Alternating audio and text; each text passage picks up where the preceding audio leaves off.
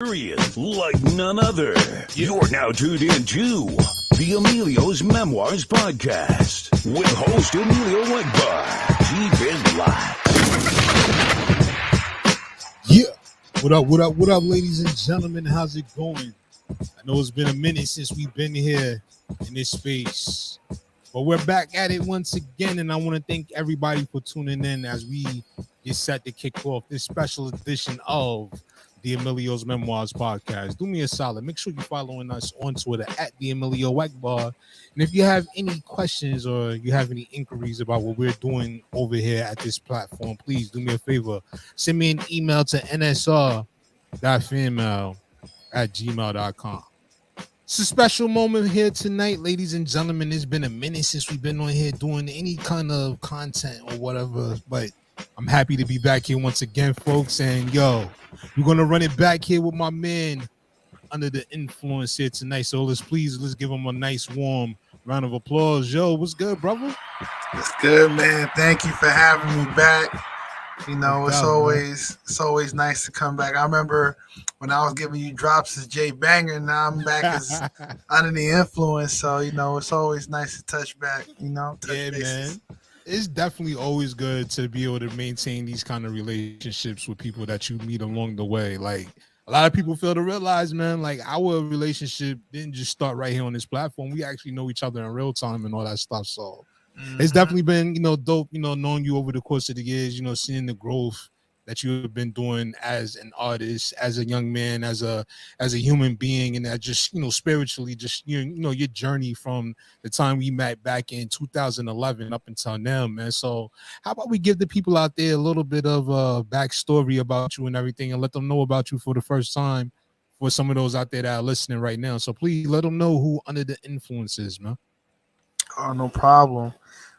So I go by Under the Influence, originally from New York, but now I reside in Philly. Been out here for like the past, I want to say over 5 years. So it's definitely been quite the transition.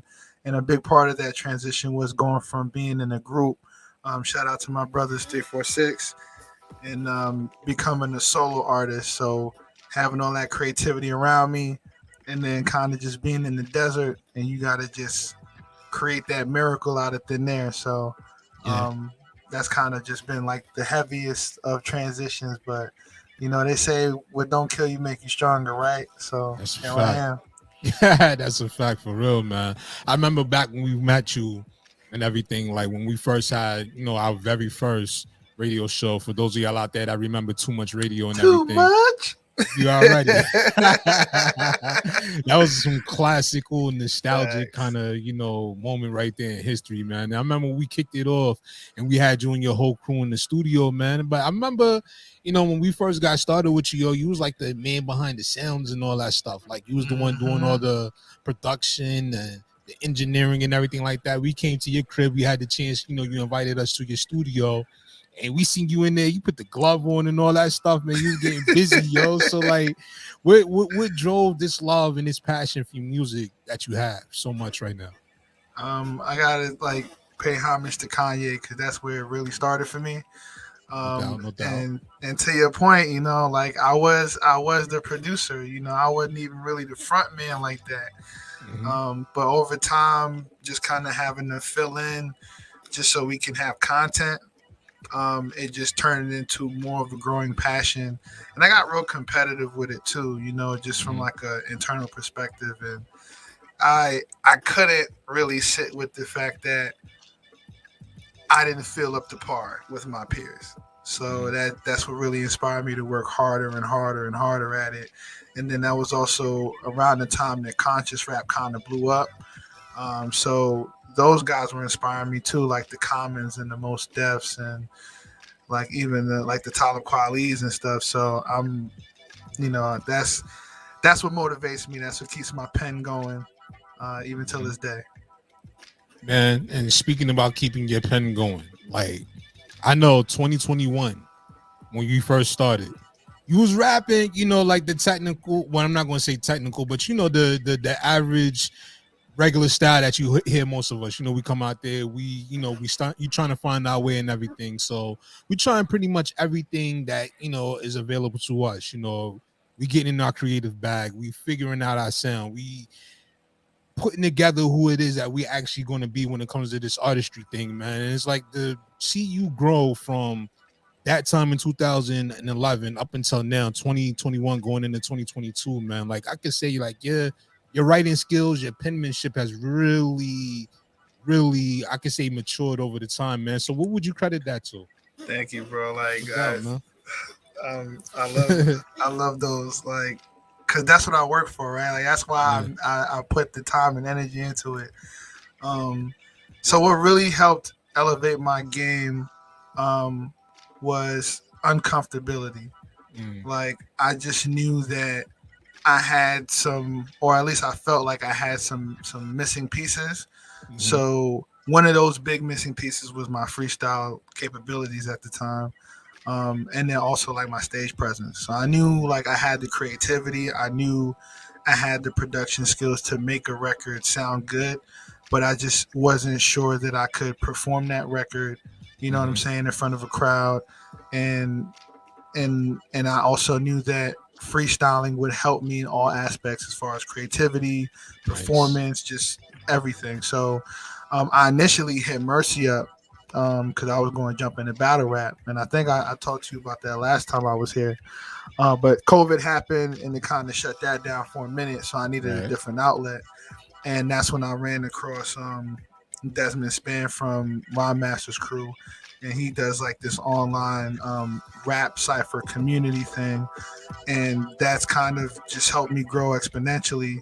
And one thing that we really focus on is like being dynamic, really being conversational, and really just like getting to the essence, getting underneath it. Because you freestyle enough times, you're going to say the same line enough times.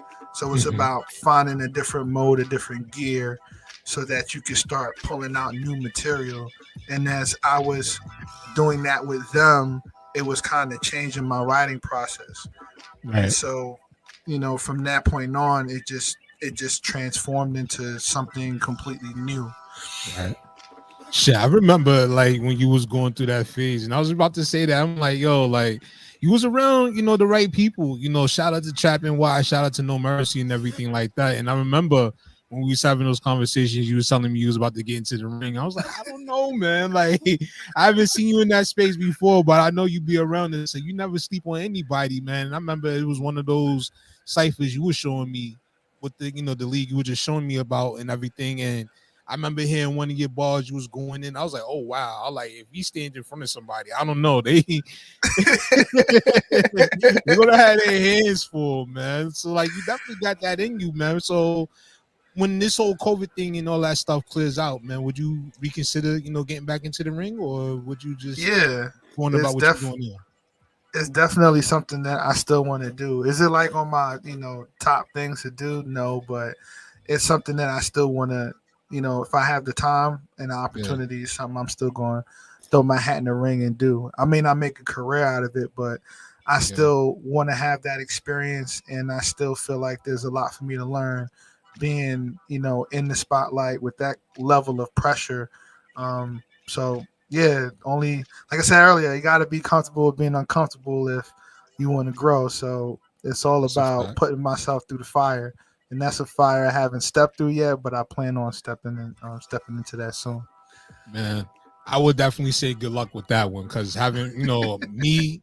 I'm pretty sure you record on times when I was out there trying to get into the battle rap scene and everything myself as an artist and everything. And it was just like, yo, that's a whole different space right there. Because just the fact that you got to prepare and just the whole preparation of just, being able to memorize your rounds and memorize, 5 minutes worth of material, 15 minutes all together and everything like that, like battle rap, a lot of people out there think is not really like that, man, but it takes a lot of preparation and a lot of like mental preparation and everything to get yourself started, man. So like what would you say to somebody out there that was getting into battle rapping, they see a couple of smack battles or Trap NY battles, what would you say to them if they was considering a career in battle? Well, I mean, I've been around it. I don't know if I'm the right person to answer this question since I technically don't have a single battle under my belt yet. Yeah. But what I plan on doing in preparation is, for the most part, like you have to include the crowd participation. Like whatever Right. you do, it has to be engaging. Because I've seen a lot of battlers lose because they try to battle their opponent, and Hmm. you really got to battle the room. Like that's all that really matters. Like the room and the people that are watching it online. The opponent is supposed to hate you. The people Hmm. that they come with are supposed to dislike you. They're supposed to believe you. So never really cater to your opponent or respond emotionally to your opponent. Really placate your game to the audience. So like know your environment, know the space you're in, know what references they know, and really build your material around that. Because the last thing you want to do is have a bunch of dope shit you really worked hard on, and nobody in the room gets it or even Yeah. cares. That's a fact, and that's something myself I had to, come to grips with because me, I'm old school. Like my thing is, I want to know who got the best bars. I'm not worried. I wasn't worried about the whole performance thing, but now as battle rap has actually evolved, it's become one of them things where you're not only like you said, you're not only battling your opponent, but you're more so battling the crowd more than you are your opponent these days. And it's like to have that charisma and that stage presence up there, it's a different experience from watching it on screen to actually being live in the venue. I remember coming to a Trap NY, event years ago, and I remember just the energy in the room was completely different than what it was when I went back and I watched that actual event on YouTube, a few weeks later and everything. So that's definitely one thing you would have to have ready as an artist when you get ready to step up there and you get ready to do your thing in front of not only just your opponent but your crowd as well. Mm-hmm. And like for me, one of the biggest takeaways from that is like, as an artist who's just stepping on stage in front of a crowd of people that know nothing about me, it's very reminiscent of battle rap. I'm stepping in Yeah. front of a stage, people don't know nothing about me, but I have to, in a sense, live up to the role of MC and literally control that crowd. Right. So if I can master the ability to get on any stage in front of anybody, and by the end of my set or my time, motherfuckers is like, yo, bring him back, keep him on stage. We need more. Then I'm doing my job. Right. And I feel like battle rap is is a space within the culture that literally thrives off of that one aspect. So it'll be retarded for me not to like try my hand at it and see what I can learn um, through the process. Yeah. What has been your most, I would say, like frustrating moments during the process of preparing to get ready for battling, and then when you feel yourself ready and everything like that, then boom, COVID hit, you wasn't able to get up there and do your thing. So how was that frustration? That was a bit frustrating because I finally had like an opponent, and like I was excited because this dude was talented. Like I was like, okay, this guy, like I can't sleep or I'm gonna take an L my very first try, and I don't want that. I don't want to stamp my passport with an L the very first time I get into battle rap. So it was definitely like there was definitely that extra motivation. So I think I probably rewrote the rounds like 2 or 3 times and kind of worked on things with a few people just to make sure my performance was good. So like I really felt like, man, the people are gonna go crazy for this. I had so much crowd participation, and then it was just like I can't do any of that. And like even if we were to do something online, like a lot of the battle events, started doing like online battles and shit, it just wouldn't hit the same. Yeah, wait. You know what I'm saying? So it was almost like, damn, this material that was golden, that was written for this specific situation, is now probably garbage. Yeah. And I can so relate to that.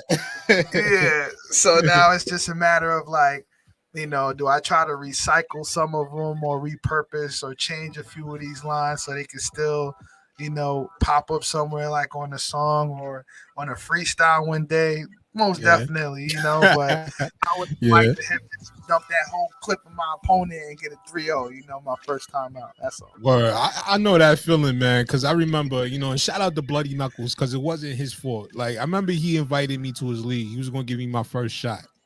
And we had somebody that we wanted to battle, because he was like, yo, at first he was going to match me with this one dude from the Bronx or whatever, this dude named Leo. So he was like, all right, well, you know what? We're going to do something different. I'm going to match you with this dude from Philly by the name of Woo and everything. So I'm like, all right, cool. So we're going to go ahead. Woo, that's his name. I got mad balls on my right form, personals, all kind of shit, right? And then the day come when we get ready to battle, dude don't even show up. So I got like a whole 5-minute round that just I didn't even get a chance to spit. And dude was telling us at the beginning, he's like, yo, don't do anything like name flips or anything, just in case like your opponent don't show up, so you be able to battle somebody on the spot. But I made that mistake and I did that shit. And I'm like, yo. and it's crazy because me and the dude we were supposed to battle, man. Like I wound up talking to him throughout the years, whenever. I'm like, yo, I still had them rhymes and everything too, yo. I was gonna cut your head off and bring it back home with me.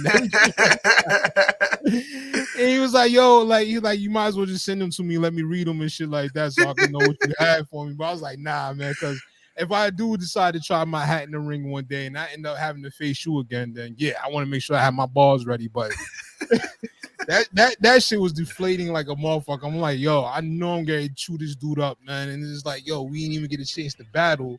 And the funny thing about it is the dude that I was originally supposed to battle, he's like, well, since neither one of you having an opponent, why don't y'all two battle each other right now? And I was like, we wrote for our opponents, so how we gonna do that? You know what I mean? So it can be frustrating, man, but it's fun when you get them balls off and you actually get the reactions that you was hoping for when that line dropped the right way, man. Like, it's crazy. It just make you appreciate the battles that do take place, you know, more, because you realize how easily shit just don't have to happen. Even if it's all lined up, it could just poof and never come to fruition. That's a fact. Who would you want to see yourself going against? Let's not talk about. Let's aim for the stars a little bit here. Who would you see yourself or want to see yourself battle? You know, top tier, you know, god tier legends of battle rap. Who would you like to see yourself battle? All right, so I'm big into freestyle, so I would definitely want to battle Charlie Clips. I think he's amazing. And I love that he's so hilarious with the shit. Yo, Clips is a funny dude, son. I didn't realize his freestyle was like that until I actually seen him freestyle live. Like, that shit's crazy. Yeah. I want to say I just fuck with Good swag. Like, just Good's his swag to me is crazy. Plus, he can freestyle almost on par with Charlie Clips. Like, so I think I might have to put them both in there. Yeah, I mean, I ain't gonna hold you. It was one point where I was like, Goods is kind of falling off, and then I don't know. He went away for a little while, then he came back, and then he was just on fire for a moment. I don't know what he's doing now, but like, Goods, I put him up there. Goods is one. Yeah, and then like just to throw a curveball at the whole situation, I'm gonna say Disaster, because I mean I know he's fallen far away from what he was, but when he was what he was, there was nothing that man couldn't do. So I would definitely put him on my list as well. And then if I'm really shooting for the stars, you know, I got to take a shot at Eminem. You know what I'm saying? It's one. Even if it just grazes him, you know what I'm saying? I got to take a shot.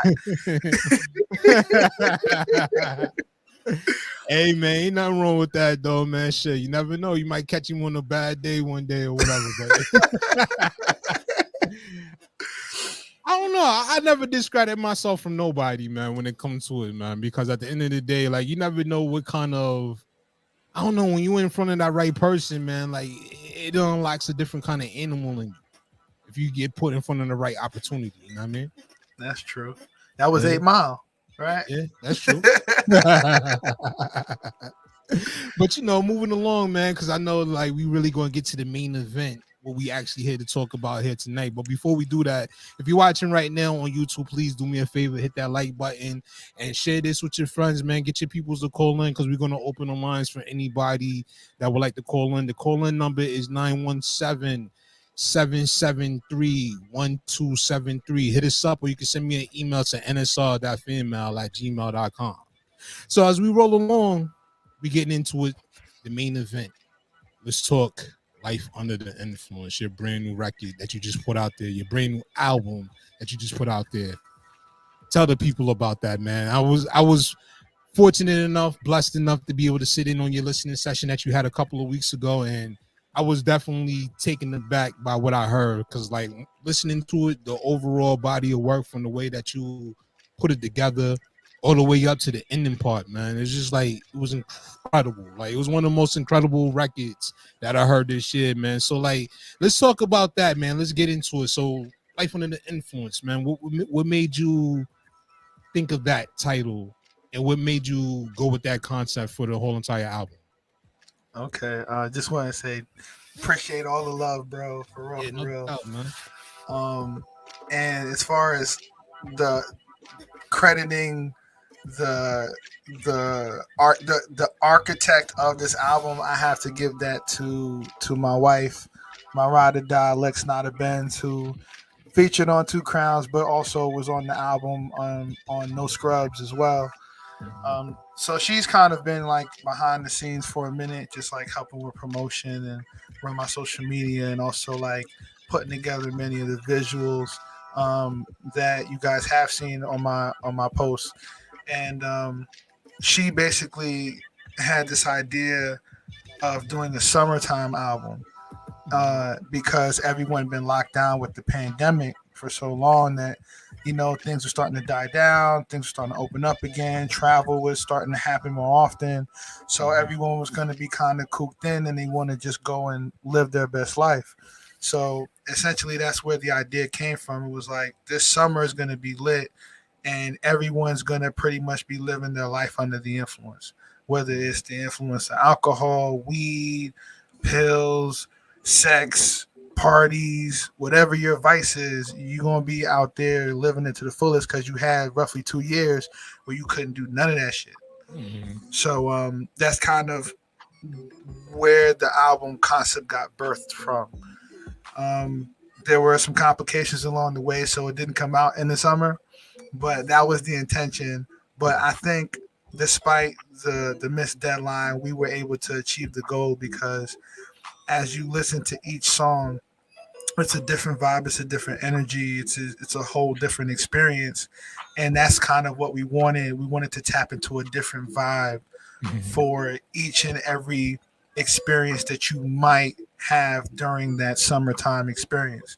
But even now, in the fall, winter, like some of those vibes are still prominent.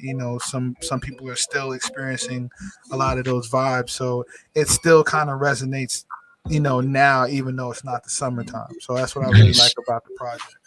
Yeah, I mean, when we was listening to it the other day, like you wouldn't even listen to it and think that it was designed for like a summer night out or anything. Cause like it's like when I listened to it, it was definitely a vibe. It's like one of them things I can listen to year round. You know what I'm saying? Like if I know I'm gonna have a night out on the town, I could put that in. Especially if I know I'm gonna have a night where I'm gonna get wasted. So when I'm looking like the album cover, when I'm outside there, I'm coming in the house. Like I can listen to that. I was like, yo, like this whole thing is a vibe, man. Like from the time you push play all the way to the end, I can listen to the whole entire joint, and it's like it got a little bit of everything. It's not just about hanging out and socializing. It's also talking about things that happened over the course of the last few years and everything within your life, and also current events that we've seen. So it's like it gives you a little bit of everything. So that's why when I was saying earlier, like this is a complete album. That's what I mean by that, because it's like everybody out there can listen to it and get something from that. It doesn't matter what walk of life you come from. Anybody can relate to anything within the subject matter of the album. That's what's up. And it makes me it's the happiest feeling to get feedback that the album is relatable. Yeah. Right? Like the music is actually relatable. It's not like, oh, he's just being braggadocious or he's just saying a bunch of shit I don't even know, experience, have no ideas about. Like the fact that the music is relatable and people can connect to those stories, I feel like I couldn't ask for a better result. That's what's up, man. Yeah. I would definitely say mission accomplished with that, because you did get the the desired result, at least from me anyway. You know what I'm saying? Because when I listen to it, it's just like, damn, it's like, yo, this man's music has really matured from 2011 all the way up until now, and that's really big in this era of music, because most artists, when they come onto the scene, especially new artists, they get that one hit and then that's it. You don't hear from them no more. So from Mhm. you have something that is relatable, and if you've been here for a long time and you just continue to just get better and better, where some people actually regress, that's a mark to yourself that you should tip your hat to, because that's a job well done. Thanks, bro. I Yeah. appreciate that, man. Like this is the fuel that keeps me going, because I'm not gonna lie, like I do this for validation, like there's a part of me that's, is internally driven, but it is nice to like get that validation from your peers and from fans and from those people that have experienced and been a part of your journey from the beginning. Uh-huh. So like, like these are moments that I at times I never thought I'd have, so to complete the album and to be here and for it to have the effect that it's having and to kind of receiving the love and the feedback that I'm receiving, it's like the batteries recharged and I'm ready to jump into the next project now, so we can do this again, and y'all feeding me, I'm feeding y'all, and let's just keep going back and forth, Right. Well, shit, looking at all them different album cover ideas that you had, man, you definitely got a whole list of projects you can come out here with. Like, I wouldn't be surprised if you're not sitting over there with at least 75 songs that you've already done already, and probably looking to record like another 75 more. Like, that's just the kind of work ethic you have, man. It's like you've always had that work ethic. Yeah, I gotta keep my foot on the pedal, because Yeah, when you ain't got nothing going on, you lose your motivation. So, that's a fact. I may have like 5 projects brewing in my head, but I know at least 1 or 2 of them gonna get out, so I'm good. Right. That's a good problem to have. Which of the That's awesome. 5 versus I don't even have an idea for one. What am I gonna do this year? I'm more so in the space you just described, not even having an idea for one, because I mean, like, I haven't been behind the mic in a very long time, but listening to artists like yourself and a lot of the new music that's coming out right now is very inspirational. And who knows, 2022, you may see me back behind the mic one day in a artist capacity. Who knows what happens? I feel like it's gonna happen. You think so? I I know it's gonna happen. Yeah. I don't know, man. It's like once you get that itch, man, you gotta do something. You gotta scratch that itch, man. So you may hear a couple singles from me this year. So let me ask you, like your process, like how long did it actually take you from the day you decided that you was gonna sit down and start putting together this album to the completion? Like, how long did this take you to actually put this all together? It took so it started last year in December when I did my hooks on the daily. Mhm. So that was a segment I did for 30 days, where I was just writing and recording the hook, and then just posting that on a daily. And I did that because I wanted to have some inventory to start 2021 with. So I could have an increased focus on just original music. Mhm. Because at the time I was doing a lot of remixes, and it's like, yo, this is dope, but when are you gonna put out a project? When are you gonna focus on the original stuff? So I figured starting the year off with like roughly 30 hooks on 30 beats that I could just kind of finish up or wrap up later or turn into multiple projects, like that could be advantageous. So that's kind of where it all started. And Okay. as time went by, I was just kind of allowing Lex Nada Benz to just kind of like figure out how she wanted to like do the order or Mhm. of the track list so that it kind of meets that vibe. So a lot of that, like the single playthrough vibe that you're talking about, Mhm. was directly in part her contribution. Like she was Okay. like the DJ, like, nah, this need to go after this. This need to go before that. She That got a need to, good, yeah. yeah, and I trust her because like she's a female and she's tapped in. You know what I'm saying? Like I'm not, like my ears are different. So I had to really trust in her ear, trust in her experience and know that like she's gonna guide me in the right direction. Cool. So that's kind of like how those two pieces came together. But the album was supposed to be originally like 15 songs, so it's gonna be even longer. But I want to say like late summer, early fall, a couple of the last few tracks that I had, they just weren't measuring up, in my opinion, to what I had already accomplished and what was already going to be on the album. So it was really just a choice of, do I continue to extend this date out until I like perfect these few songs that I want to throw on the album, or do I just call it complete because it kind of has everything that it needs already. Hmm. So once I wrapped up the intro open bar, I felt like it was good. It was stamped. It didn't need anything else, and we just said, let's get this shit out before the end of the year. Hmm.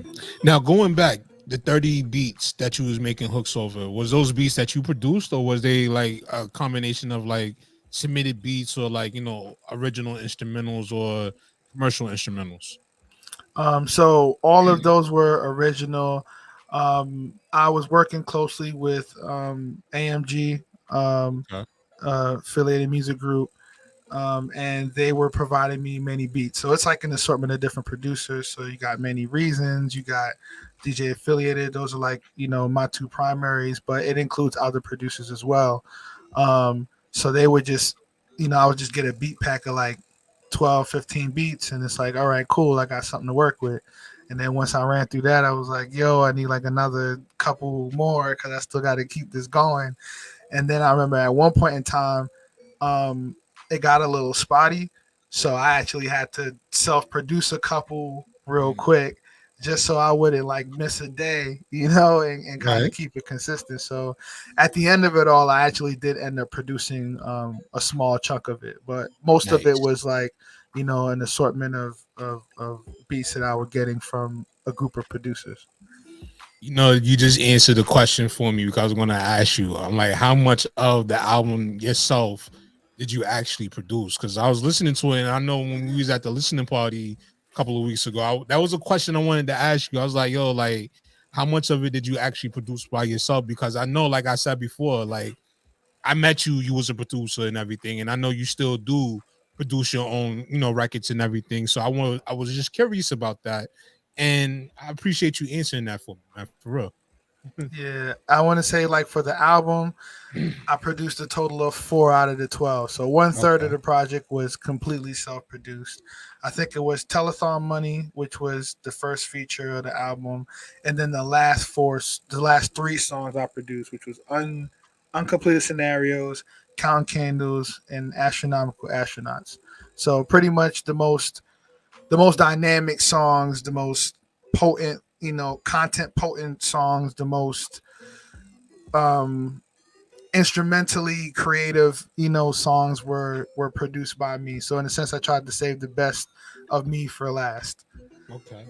Got you. So like uh, being a producer, because this is a space I'm getting into, and I never experienced it for myself. Because like I consider myself a producer, but not in the sense of like making beats or anything. Like I know where certain things belong in the song and everything. And as another producer working with another producer, like how was that to you? Like, is there like I don't know, like I don't want to say ego trips or times where you have your moments where you have the creative clashes with each other. Like, what's the experience like working with another producer on your own record, being a producer? So my my thing is like I like working with other producers because I like the fresh sounds. I like the fresh Okay. composition. Like they have other ideas that I would have never come up with when I'm producing that record. Mhm. So it's always refreshing to kind of get these different elements added to the pot.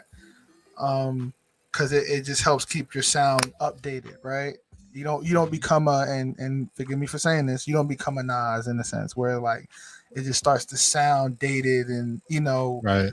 like now he's definitely done a lot. He works with other producers, but there was a little bit of time where it was like you kind of feel like every Nas song was the same song a Yeah, little bit. that was one of his biggest knocks was the fact that his beat selection wasn't as on par with his lyrics.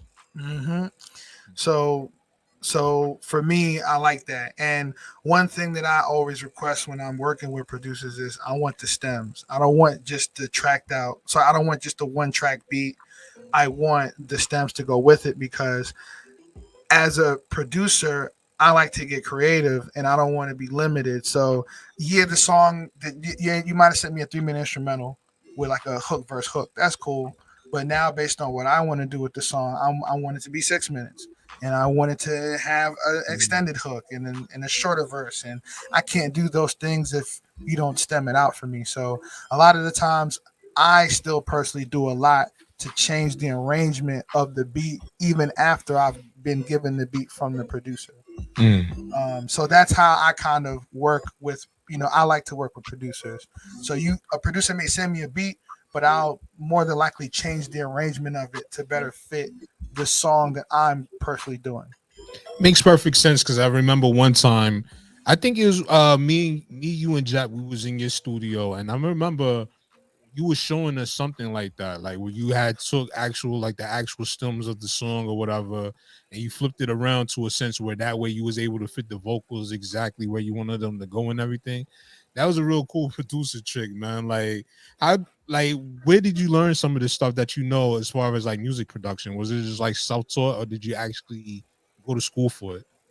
So 90% of that was self taught, Okay. and that and 100% of that 90% was YouTube. Mm. So just hours of YouTube videos, how to do this, what are the best plugins, how to use that plugin. I did go to school for it briefly. I went to the Sonic Arts program at City College back when I was still in New York, and that actually did a lot to help me grow because I learned music theory, like the introduction to music theory. I also learned music history, which is surprisingly fascinating, and I I learned logic in depth. So up until that point, like I was just kind of playing with stuff, but I Mhm. hadn't really mastered a DAW yet. So taking that course and really learning a DAW to the specs that I know now, I feel like that's helped my quality improve dramatically. Sorry, Mm. dramatically. I got you. Yeah.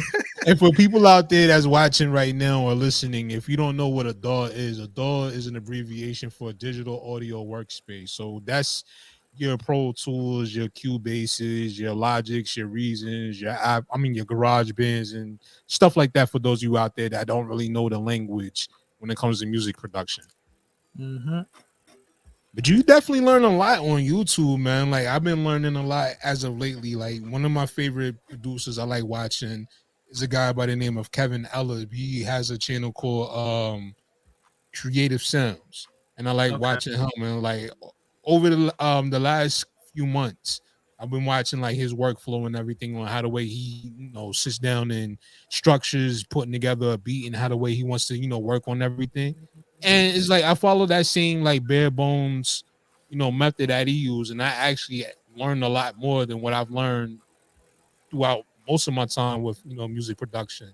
So you definitely learn a lot through YouTube, man. Like for people out there that doubt it, you definitely can learn a lot.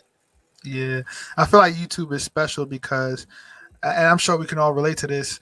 Sometimes you got teachers that just don't know how to relate the information to you because of your Mhm. own personal learning style. So with YouTube, it's like you got an instructor for every style of learning that you could think of. So it's very hard not to learn something on YouTube these days. Where at Right. one point information was scarce. Now it's a surplus of information. So if you don't understand something after watching this guy's video, then go watch this other guy's video or watch her Yeah, video. And one of them is going to hit the nail on the head in the way that you need it so you can learn what you're trying to learn. I agree. I have a question from our sick with it. One of our viewers is watching right now. Salute to you, brother. He's also one of the hosts of, but not for me, every Mondays. Catch that 8 p.m. Eastern Standard Time. But he asked if you can expand a little on learning the DAW more and how that helped. Yeah, so you know how sometimes, well, maybe you don't. I don't. When you open up a plugin, it typically has certain knobs. So you'll see like attack, release, um, and certain other things that you'll notice when you go into other plugins. It's very similar. You'll see like four of the same knobs. There'll be other knobs there, but you'll generally see like three or four of the same exact ones. So as you start to learn what these kind of core components do, then you start to really learn how to maneuver all of the plugins because you understand how these certain knobs or functions work. I used to think they were independent of each other. Like, oh, this thing does something different. And when I'm over here, that's a whole nother island. But you realize that they're not really different islands. They work the same way. They just place a different effect on it. But how long the effect is held, how soon it's applied, the degree in which it's applied for, like all of those subtle things are very much common elements across the board. So when you become well versed in that base, then it's very easy to learn new plugins that come out because it's going to function the same way. Absolutely. I agree with that one because a lot of things, like I think when it comes to like dealing with plugins for people, especially within these DAWs and a lot of people that aren't used to working within the box, as we call it, a lot of people, fail to realize, like they get hung up on how the knobs work. Like me, sometimes I get caught up on like what the features of each knob does. So like that's why they always, recommend people to really like learn the plugin itself. So that way exactly how each knob work, what each parameter, which each feature that's on this plugin, how it helps and how to it helps to shape your sound and everything. So grab a hold of your favorite one and just look it up and really go into that. Yeah. Definitely like that and everything. So like with 2022 approaching quickly, for anybody out there that's listening right now, if you would like to listen in and call and speak to my man Under the Influence, do us a favor, hit us up at 917-773-1273. Man, we take a few answers, a few calls and all that good stuff. So 2022, man, how you feel about going into this new year despite all this bullshit we've been dealing with for the last 2 years? I feel good about it. I feel like you almost called me Jay Banger. I was about to. I was like, yo, like, cause you know how we communicate off record and everything. So it's like, yo, it's still like I'm still getting used to this Under the Influence name. I'm like, yo, I'm sitting here thinking of ways I can abbreviate it, how can I make it short, a nickname of it and everything.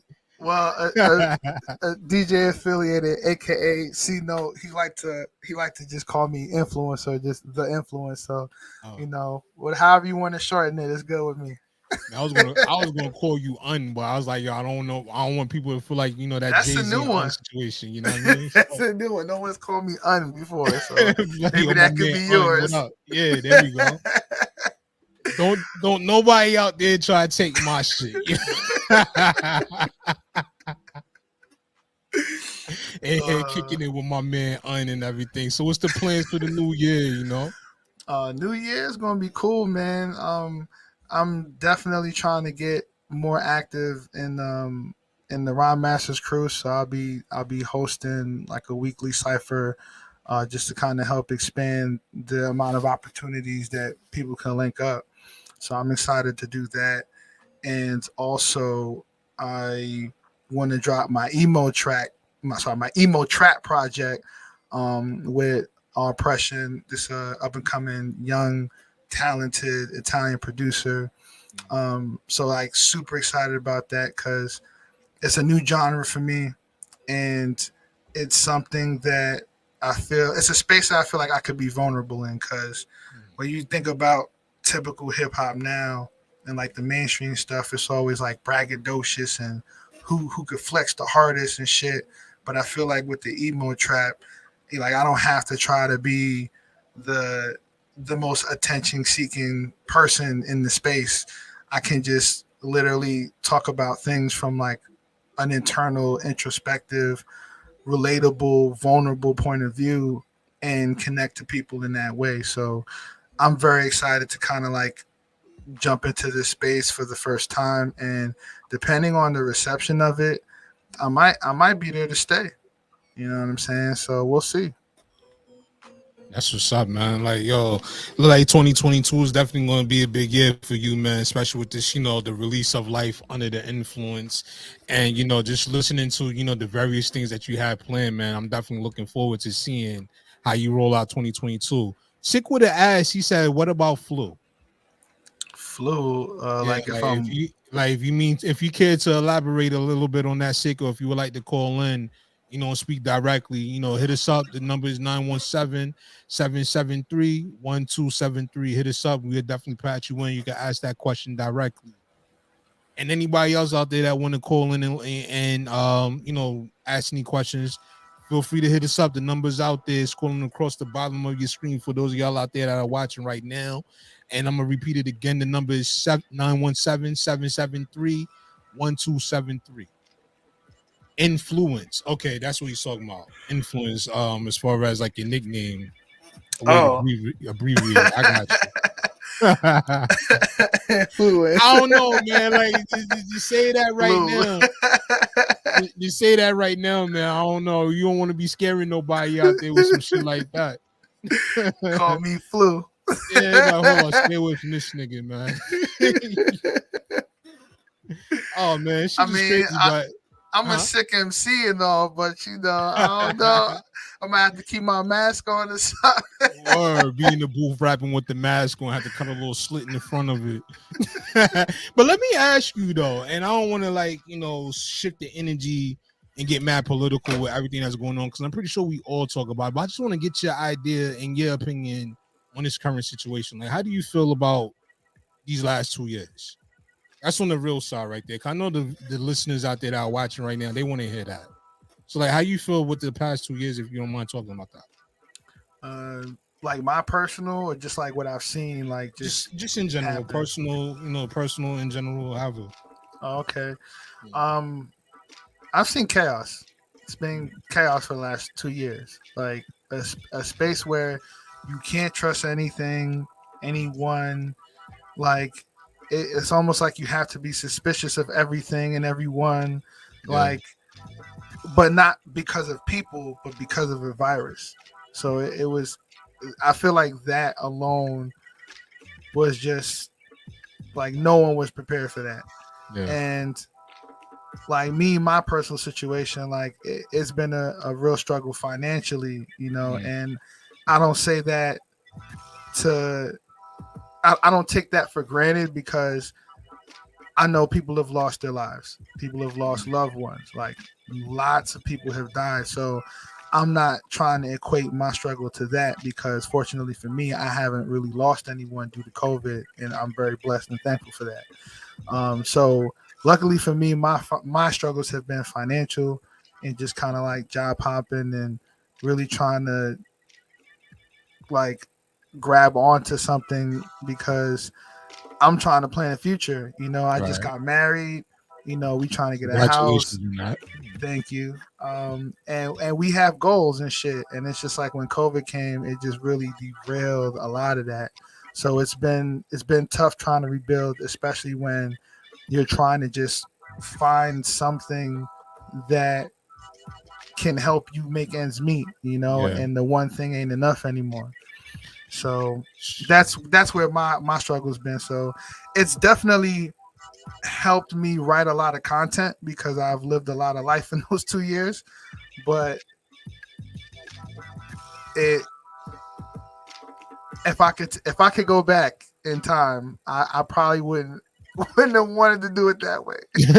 Boy, man, like I would have rather just battle rapped and learned and gone through that road than the struggle of 2 years. And then, I can tell you, man, these last 2 years, this has been tough for everybody. I mean, like, it doesn't matter what walk of life, how well off you are financially, man. Everybody has dealt with this to some degree one way or another, and it's just sad when you sit there and you think about so many people that have, not only lost their lives, but you also think about the people that, have lost, much more. They lost, family members. On top of that, they lost, their livelihoods, they lost their houses, and they lost, the way they know life and everything like that. Like these last 2 years has definitely just been a drag, man. And I'm just hoping that 2022 is a better year for all of us, man. For real, we can definitely use it, especially after these last 2 years we all have experienced. Yeah, I think if anything, it kicks in that fight or flight. So Yeah, definitely. after these 2 years, you know whether or not you're the fighter or you're the person that's going to run away or hide from the situation. That's true. Either you're going to keep looking for some more handouts or you're going to say, yo, these handouts ain't enough. I got to figure something else out. And Yeah. that's where I'm at, like legit when shit first hit crazy, filed for unemployment. Never filed for unemployment a day in my life. But pandemic happened, finally needed some assistance, so I asked for it. Motherfuckers gave me nothing. At that point in time I knew, oh, I'm not like everybody else. I can't rely on the help out here that everybody else is taking advantage of. I got to make it happen, period, even with the chaos. And that's kind of where the struggle really came in. So again, I understand people lost their lives and things like that, and I respect that, and not trying to equate my struggle to that. But my journey was my journey, and it was not easy. Yeah, man. Like, brother, definitely want to say God bless you, man, and definitely glad, that, despite everything that we all are going through, and even with your own situation and everything, it's good to see that you're still here, that you're in good spirits, man, and that you're continuing on, even though it seems hard, man. It's definitely tough, man. But that's one thing we got to get back to as a people, is encouraging each other, even when we're going through, our own tough shit. Because you never know how you can influence and inspire somebody else toward themselves to a better situation, and in turn, it may help you go to a better situation, man. So it's like we've gotten to a point where we become so divided where we don't even encourage each other or uplift each other anymore. And I think we get back to that, man. I think we would deal with this situation a whole lot better than what we're dealing with it right now. Instead of everybody accusing people of being selfish or saying X, Y, and Z, pandering and parroting off of this bullshit that you hearing, I'm saying, on these, media, sites and social media, and these politicians that's supposed to be in your best interest and everything.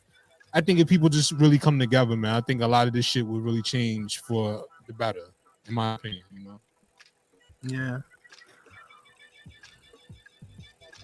I definitely do, man. So, on that note, we're gonna get ready to end things here tonight, man. Because we ran almost about an hour here tonight, and it's definitely want to say thank you to my man Un for coming through here and checking in once again with the EMillio's Memoirs podcast. We definitely gonna get this going again, man. We definitely gonna get you back here once again too in 2022. So, man, before we get up out here, talk to the people, let them know where they can find, your content, your music, and how can they get in contact with you? All right. Well, Life Under the Influence is now officially on all major streaming platforms. So you can go ahead and search for that. Put something on your playlist. You know what I'm saying? Share that with a friend. Just experience that. But you can find everything that I do at my website, and that's at www.underthethainfluence.com. And I have a contact area as well. If you want to reach me directly, you can just utilize that page, and I'll get the email and I'll definitely respond, because I'm always looking to work with people, collab with people. You know what I'm saying? EMillio, he tell you. You know what I'm saying? So reach out, man. I'm while he watching and everything like that, I want to definitely put the invite and the connect between you and Six, since y'all right there in the same area, man. Y'all should link up. Okay, I'm with that. I mean, yeah, and definitely definitely would love to talk to my peoples, Melody Waters, my man Sick with it, talk to them about getting you on their show and all that good stuff, man. Spread the vibes, and all that good stuff. Yeah, I'd love to, man. Definitely would love to talk to more people about the project. Yeah, man. We definitely looking forward to that, man. So, any last words before we get up out of here? Just shout out to you, brother. Like your elevation has been crazy throughout the years, and you've definitely been one of my inspirations too. You know what I'm saying? Like people like you, people like Mercy, who just like they build their brands and they keep shit moving forward no matter what the situation. Like I try, like y'all tanks to me. You know what I'm saying? So I'm trying to move like some no limit soldier in the tank, like y'all motherfuckers. So you know what I'm saying? I need to keep up. So shout out to y'all, man. I Shout out to you. appreciate that, man. Definitely want to say shout out to you and appreciate you as well, man, for continuing to inspire me as well with what you're doing and everything you got going on as well, man. So for everybody else out there that's watching right now, we definitely want to say thank you for tuning in to tonight's special presentation of the EMillio's Memoirs podcast. And as I said to y'all, we got some brand new episodes dropping January 2022. So definitely look out for that, man. We definitely excited to be back and doing this once again when we're back in this space. And I'm excited, man. You can hear the excitement in my voice. And also for everybody else out there, man, get your hands on some EJP Entertainment merch if you haven't done so yet. Hit me up, get a t-shirt, man. Send me an email, nsr.fanmail@gmail.com. You can also check out past and present episodes of the EMillio's Memoir podcast, available now on SoundCloud at soundcloud.com/nonstop-radio-show. On behalf of my partner Tansy, our sponsors aurepure.com, and my partner right here under the influence, man, it's your boy EMillio Wackbar signing off for the evening. Until next time, y'all all be safe out there, you heard? Peace.